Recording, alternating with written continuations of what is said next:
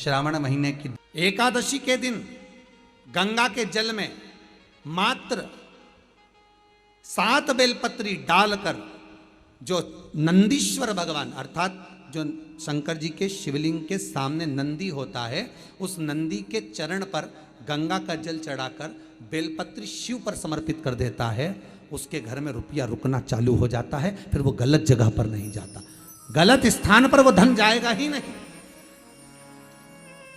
बेटा अगर व्यसन में पड़ा हुआ है, मदिरापान में पड़ा हुआ है, मांसाहार में, जुए आदि में जा रहा है, तुम्हें लग रहा है कि मेरा बेटा गलत मार्ग पर जा रहा है, ये मित्र दोस्ती गलत हो रही है, वो सही जगह पर आ जाए। करना है एकादशी। कई लोग इसको धन के लिए भी करते हैं, संपदा के लिए। संपदा के लिए अर्थात जिसका व्यापार नहीं चलता, जिसके घर में पैसा नहीं आता, या नौकरी नहीं लग रही, या सर्विस नहीं लग रही, आप अप्लाई कर रहे हो, जगह जगह जाकर इंटरव्यू भी दे रहे हो और पैसा नहीं आ, तो उसके लिए भी प्रयास किया जाता है। पर उसके लिए यहाँ पर जो धन के लिए करते हैं, उसके लिए विष्णुपदी के लिए करते हैं। मतलब जैसे गंगा के जल में तुलसी के 11 पत्ते डाले जाते हैं। कितने पत्ते डालते हैं? 11 तुलसी के पत्ते डालते हैं, और उसको किसी भी नारायण के मंदिर में, राम कृष्ण शिव, शंकर नहीं, राम कृष्ण भगवान विष्णु दत्त आदि जितने नारायण के मंदिर हैं, उस मंदिर में किसी भी पात्र में, एक छोटे से पात्र में उसको भरकर रखी आते हैं महाराज। उससे भी जॉब, सर्विस, नौकरी में सफलता प्राप्त हो जाती है। परंतु वो भी एकादशी को ही होता है। कुछ देर तक पात्र को रखा जाता है, फिर वही पात्र का जल किसी भी वृक्ष के नीचे डाल दिया जाता है, उससे भी नौकरी के लिए फायदा मिलता है। गंगा का जल कोई साधारण नहीं। ये वो मंत्र है जिससे लक्ष्मी दौड़ कर आती है। नारायण तो बाद में आएंगे, पर लक्ष्मी पहले आती है। तो सबसे पहले अगर ओम नमो भगवते वासुदेवाय का हम मंत्र जाप करते हैं, नारायण का अगर हम मंत्र जप रहे हैं, तो सबसे पहले अगर हमारे घर में कोई प्रवेश करती है तो वो माँ लक्ष्मी प्रवेश करती है, क्योंकि यहाँ मेरे नारायण आने वाले हैं। पहले मैं जाऊं, पहले मुझे पहुंचना होगा, तब नारायण यहाँ पर पहुंचेंगे, लक्ष्मी जी। इसलिए आयाती और नियाती, दाता विधाता की धर्म पत्नी माता लक्ष्मी की भाभियां जब जब लक्ष्मी जी को बुलाना रहता था, इसी मंत्र को जपती थी। एक बार फिर से बोल लो, ओम नमो भगवते वासुदेव। ये वो मंत्र है जिससे लक्ष्मी दौड़ कर आती है। नारायण तो बाद में आएंगे, पर लक्ष्मी पहले आती है। एकादशी के दिन जब आप जल शंकर को चढ़ाने तो रोज ही जाते हैं। जब एकादशी का दिन रहे और शंकर जी के मंदिर में आप जल समर्पित करें, तो 3 बार मुख से स्वधा स्वधा स्वधा या स्वधा स्तोत्र का पाठ, जिसमें 12 श्लोक। अगर स्वधा स्तोत्र नहीं पढ़ सकते तो 3 बार मुख से क्या बोलना है? जम के बोलो जरा, स्वधा स्वधा स्वधा। पीछे धा है, हा नहीं तो तुम स्वाहा स्वाहा स्वाहा का। पीछे क्या है? धा, धनुष। एक छोटा सा प्रैक्टिकल है, आप करके देखेंगे तो बाबा कुबेर भंडारी वैसे ही भंडार भर देगा। थोड़ा सा प्रयास, अगर आपके सबके घर में गंगा जल है तो एक प्रयास करके देखिएगा।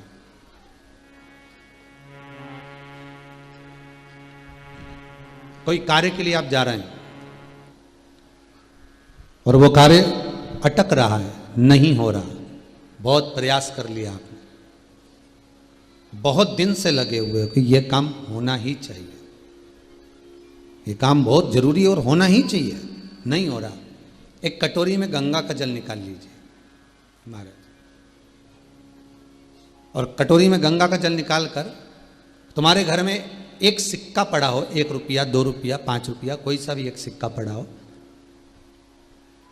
जो भी सिक्का पड़ा, कुंदकेश्वर महादेव का नाम लेकर, जहां परिंडा होता है, पानी का मटका होता है, पितरों का स्थान होता है, हंडा भरते हो, मटका भरते हो, उसके पास में उस कटोरी को रखकर 1 का सिक्का, 2 का सिक्का, 5 का सिक्का, 10 का सिक्का, जो तुम्हारे पास सिक्का पड़ा हो, जो भी तुम्हारे पास पड़ा हो, वो सिक्के को हथेली में लेकर कुंदकेश्वर महादेव का नाम लेकर उस कटोरी में डाल दीजिए, और उस जल को नैनों से लगाकर आप काम के लिए निकल जाइए। वो काम आपका सफल होकर ही रहेगा, छूट नहीं सकता।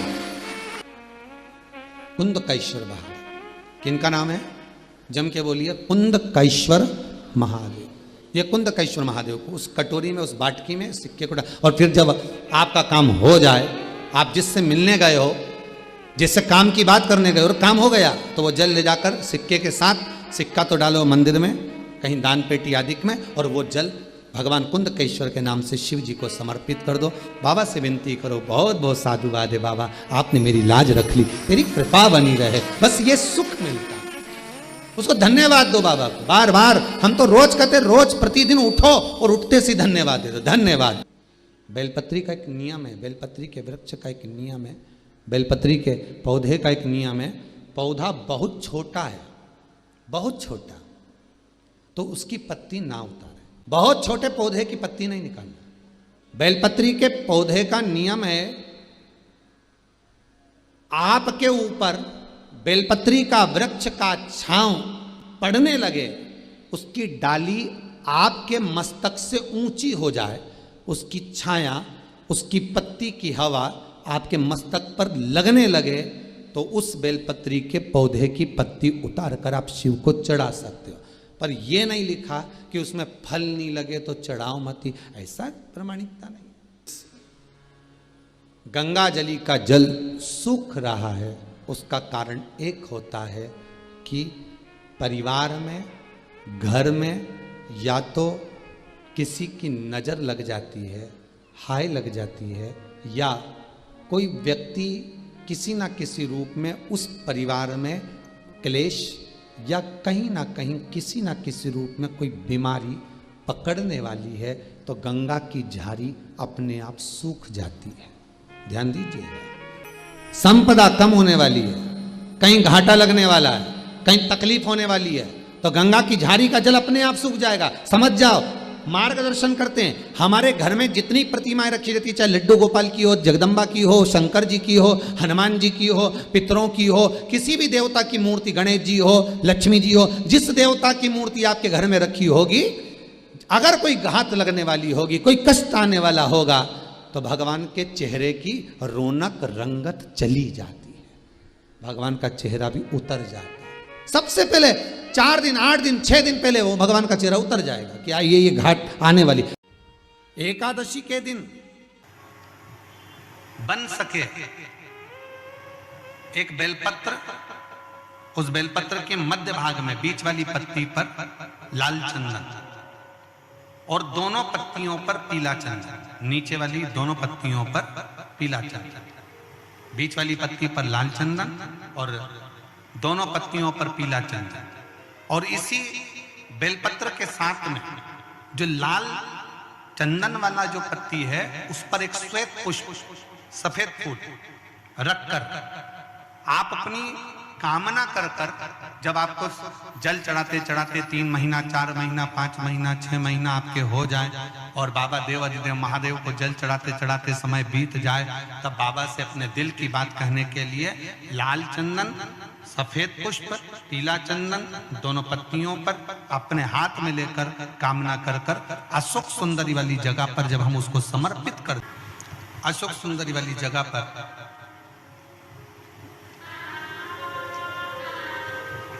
ये शिवलिंग जलाधारी और उसके सामने का जो भाग है, उसके मध्य भाग में अशोक सुंदरी का स्थान, बस इसी स्थान पर बेलपत्र और श्वेत पुष्प,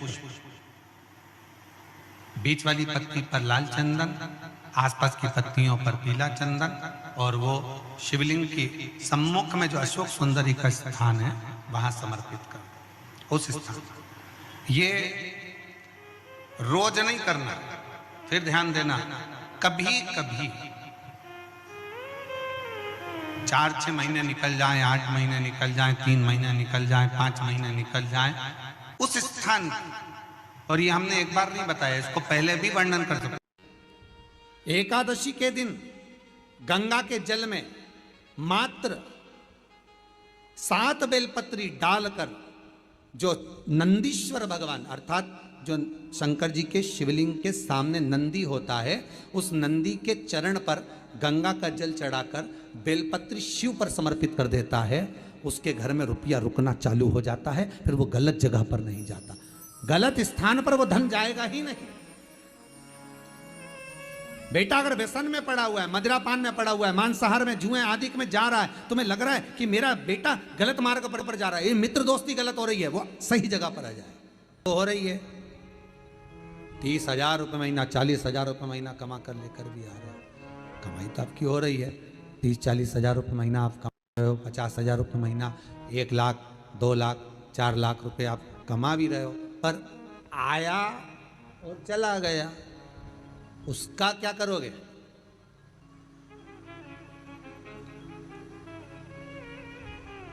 उसका करना क्या है?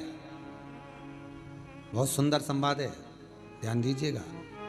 जिसके घर में कमाने वाले 2-4 हैं, पैसा तो आ रहा है और घर में टिक नहीं रहा, डॉक्टर में, पुलिस में, एक्सीडेंट आदि में, कहीं गलत जगह पर व्यसन में अगर पैसा जा रहा है, जुए में, मांसाहार, मदिरा पान, या कहीं आया पैसा, पैसा आने में कमी नहीं, आ रहा है पर टिक नहीं रहा, रुक नहीं रहा, कोई मांगने आ गया, दे दिया, फिर वहां से अपने पास नहीं आ रहा, अपन कह रहे हैं भैया हमारा पैसा लौटा दो, नहीं आ रहा।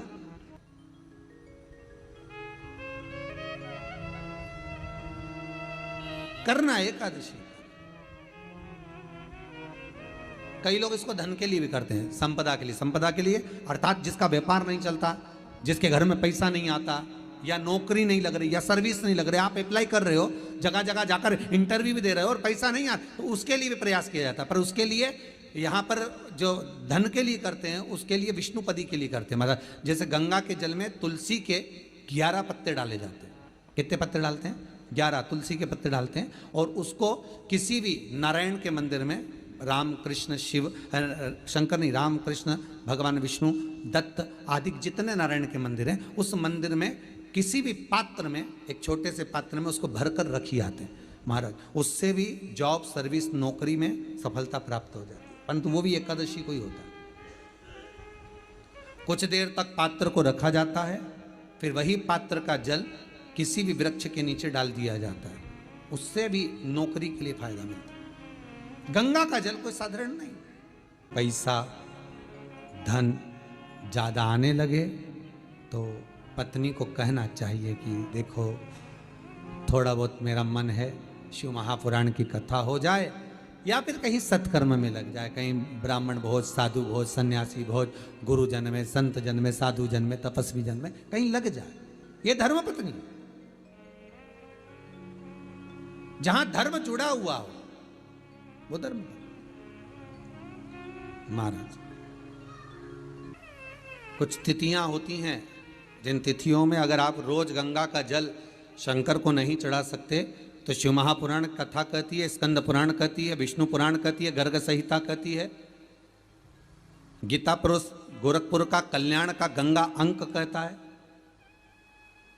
कि कुछ तिथियां भारत की भूमि पर ऐसी वर्णित है जिन तिथियों में भी गंगा का जल हम शिव को अगर एक बूंद भी समर्पित कर रहे हैं, गंगा का जल मात्र एक आधी चम्मच भी, आचमन जितना भी अगर हम शिव को समर्पित कर रहे हैं, तो उसका सुख आनंदित है। जैसे पंचमी तिथि, नवमी तिथि, दशमी तिथि, एकादशी, प्रदोष, पूर्णिमा, अमावस्या, ये तिथियां हमारे यहाँ जो दी गई हैं, इन तिथियों में अगर हम गंगा का मात्र थोड़ा सा जल भी अगर जल के पात्र में डालकर गंगा जी का जल थोड़ा सा भी शिव के पास लेकर जा रहे हैं, तो ये एक भाव अपने भीतर होना चाहिए कि आप केवल गंगा का जल साधारण शिव मंदिर में समर्पित नहीं कर रहे हो, आप गंगा का जल भले अपने घर से लेकर जा रहे हो और थोड़ा सा भी जल ले जाकर अगर शिव को समर्पित कर रहे हो, तो तुम्हारे भीतर ये भाव होना चाहिए कि मैं गंगोत्री से जल भरकर सीधे रामेश्वर में ले जाकर गंगा के जल को समर्पित कर रही हूँ। श्रावण के महीने में या अन्य महीने में आप शिव को समर्पित कर रहे हैं, ये आपके भीतर एक भाव उत्पन्न होना चाहिए। एक बात आपको कही थी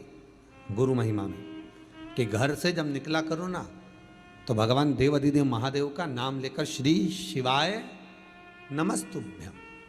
घर से जब निकलो, कोई कार्य के लिए जा रहे हो तो आप श्री शिवाय नमस्तुभ्यम का स्मरण कर कर जाइए। आप किसी काम के लिए आगे बढ़ रहे हो, श्री शिवाय नमस्तुभ्यम का स्मरण कर कर जाइए। जिस समय आपके मुख से श्री शिवाय नमस्तुभ्यम का स्मरण हो जाए या शिवलिंग का स्पर्श हो जाए या शंकर का अनुमोदन कर कर ओम नमः शिवाय बोलकर या राम बोलकर कृष्ण बोलकर शिव बोलकर आपके भीतर जो रमा हुआ है, आप राम को मानते हैं आप राम को मत माने, हम मना नहीं करेंगे, आप कृष्ण को माने तो कृष्ण को माने, हम मना नहीं करेंगे, आपका दिल जिससे लगे, आपका चित्त वृत्ति जिससे लगे। और उस पवित्र भूमि में ना जाने कितने साधक, कितने साधु, कितने तपस्वी, कितने संत, कितने महात्मा, कितने जोगी, कितने सन्यासी, कितने ब्राह्मण जन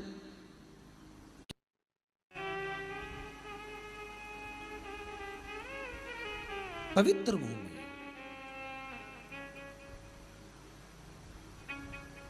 और उस पवित्र भूमि में ना जाने कितने साधक, कितने साधु, कितने तपस्वी, कितने संत, कितने महात्मा, कितने जोगी, कितने सन्यासी, कितने ब्राह्मण जन, कितने विद्वत जन इस भारत की भूमि पर भ्रमण करते रहते हैं, तप साधना करते रहते हैं, उपासना करते रहते हैं, मंत्र जाप स्मरण करते रहते हैं।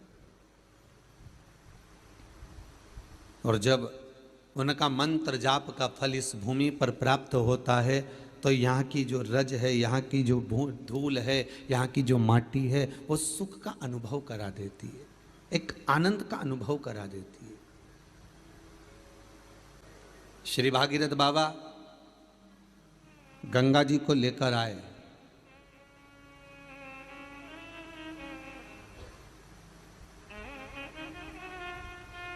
भागीरथ बाबा तो गंगा जी को लेकर आए 60,000 काकाओं के उद्धार के लिए, और वो गंगा भी बहती हुई गौमुख से लेकर चलते चलते चलते चलते वो गंगा भी कलकत्ता तक जब पहुंची है, गंगा सागर तक जब पहुंची है, तो उसके घाट पर, उसके तट पर, गंगा महारानी के किनारे पर जितने जितने भक्त, जितने साधु, जितने सन्यासी, जितने साधक, जितने उपासक, जितने जीव रह रहे हैं, ये गंगा उनका कल्याण कर रही है। और जो उसकी शरणागति में जा रहा है, गंगा उसका उद्धार कर रही है। गंगा किसको संवारती है?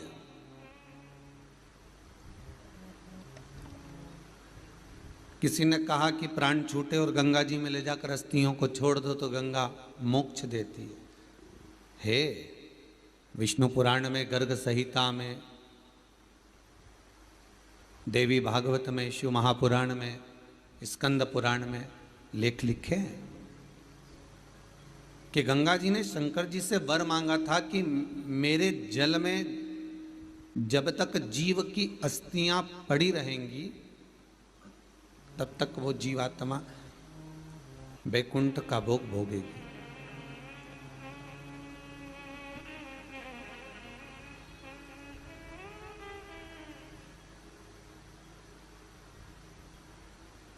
पर गंगा जी ने एक बात और कही है, शिव महापुराण में आपने श्रवण करा ना करा, पर एक बात और गंगा जी कह रही हैं कि मैं तार दूंगी, मैं पापी से पापी जीव का उद्धार कर दूंगी, मना नहीं है। वैसे भी तो भारत की भूमि तो पावन पावन नदियां सारी की सारी जितनी भी हैं ये भारत की भूमि पर है, ये भारत माता पर विराजमान, सारे के सारे पावन तीर्थ इस भारत की भूमि पर विराजमान है।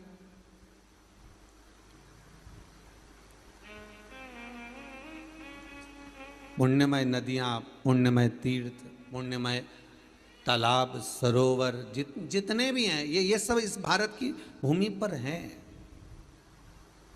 गंगोत्री में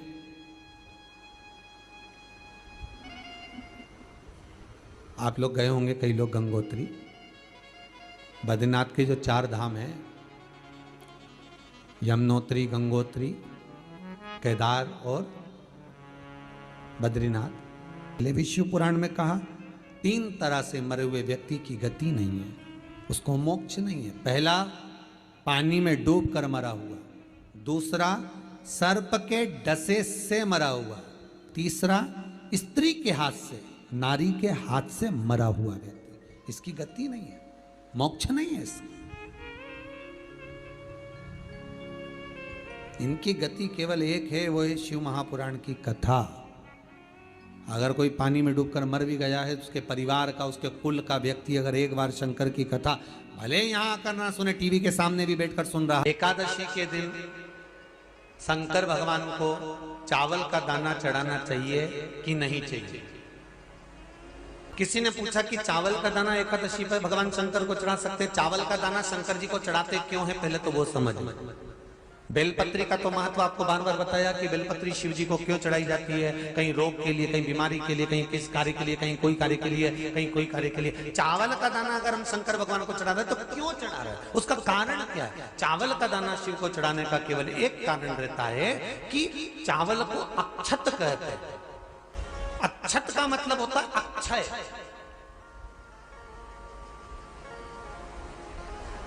अभी हमारे यहाँ एक तिथि आने वाली है, अक्षय तृतीया। उसका मतलब क्या होता है? अक्षय, जिसका कभी क्षय ना हो। जब हम भगवान शंकर को चावल का दाना चढ़ाते हैं, जैसे बहुत ध्यान दीजिएगा महाराज, बहुत समझने वाली बात है, बहुत ध्यान से।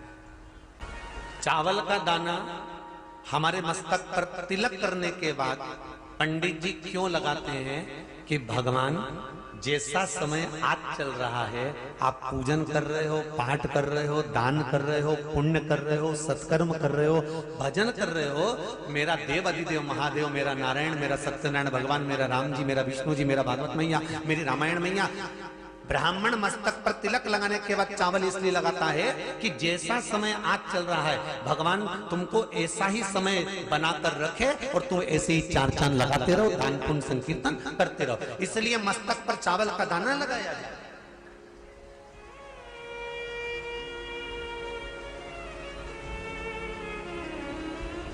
कोई मर जाता है, मरने के बाद जब तक पगड़ी नहीं होती तब तक माथे पर तिलक, चावल का दाना लगाया जाता है। जम के बोलो जरा, नहीं लगाते। किसी पंडित जी से पूछो, ब्राह्मण देवता से पूछो, ब्राह्मण देवता ये कोई मर गया, और हमारा तो नियम है कि हम सिर पे तिलक लगाते हैं, चावल लगाते हैं, या पंडित जी से हम तिलक लगवाते हैं, मंदिर जाते हैं तो मंदिर में जाके तिलक लगवा के हम चावल का दाना लगवाते हैं, क्यों नहीं लगाते? उसका कारण क्या है? जब किसी के मरने के बाद 10 दिन तक, 12 दिन तक मस्तक पर तिलक क्यों नहीं लगाया जाता? 10-12 दिन तक माथे पर तिलक या चावल क्यों नहीं लगाया जाता? उसका कारण है कि ये जो समय आया है, तुम्हारे यहाँ जो गमी हुई है, तुम्हारे यहाँ कोई मर गया है, तुम्हारे यहाँ किसी के प्राण छूट गए हैं, तो ब्राह्मण इसलिए तिलक नहीं लगाता आपको, इसलिए चावल का दाना नहीं लगाता कि ऐसा दिन भगवान अब ना लाए, इसको अमर ना करे, इसको अक्षय ना करे, इसको प्रबल ना करे।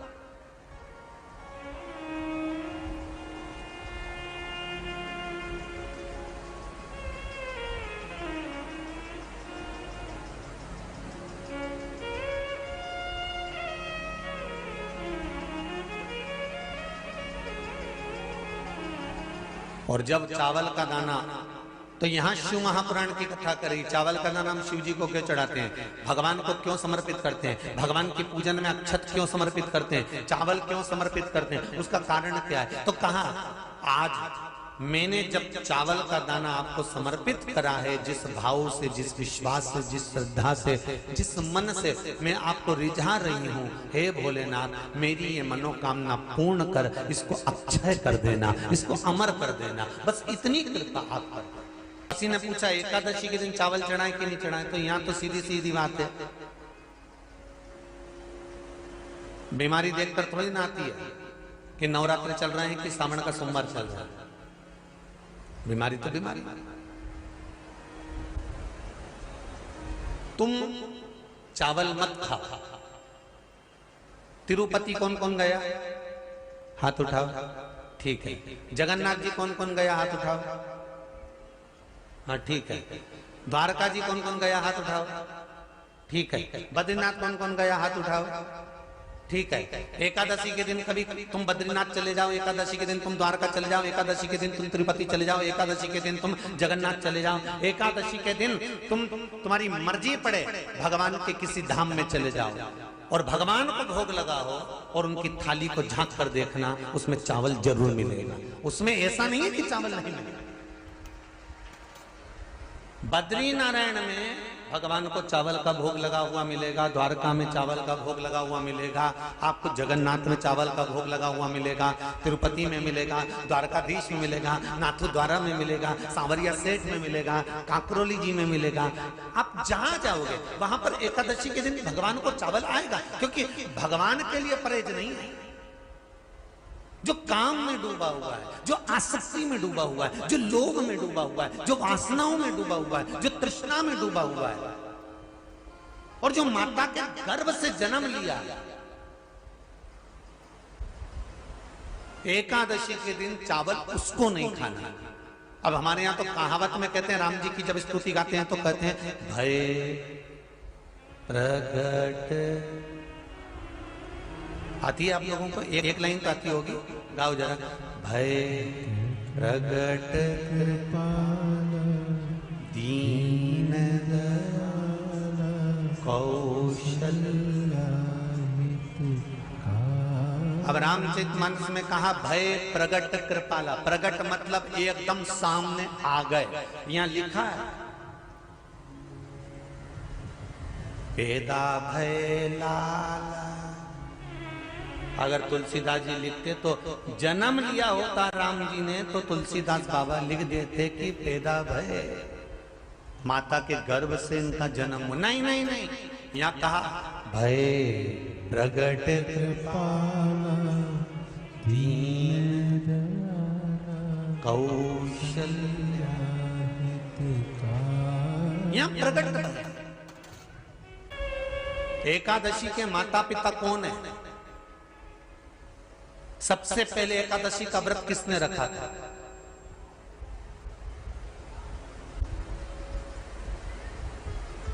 एकादशी का जन्म स्थान कहां है?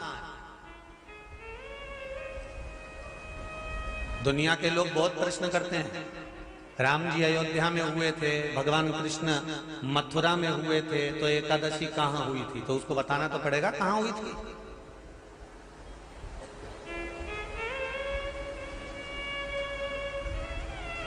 उसमें हमने वर्णन किया कि एकादशी के माता पिता कौन है, एकादशी का व्रत सबसे पहले किसने करा, एकादशी का जन्म कहां हुआ, एकादशी को क्यों चावल नहीं खाते, एकादशी के दूसरे दिन चावल का दाना खाना क्यों जरूरी है।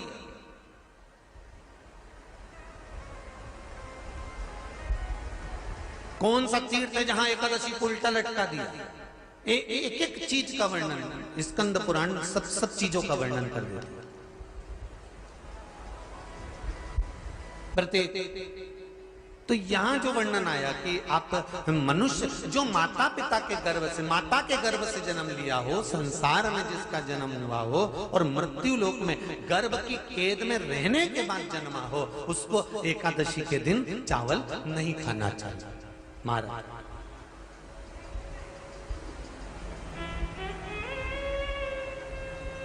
पर यहां शास्त्र ये नहीं कहता कि भगवान को चावल नहीं चढ़ाना चाहिए।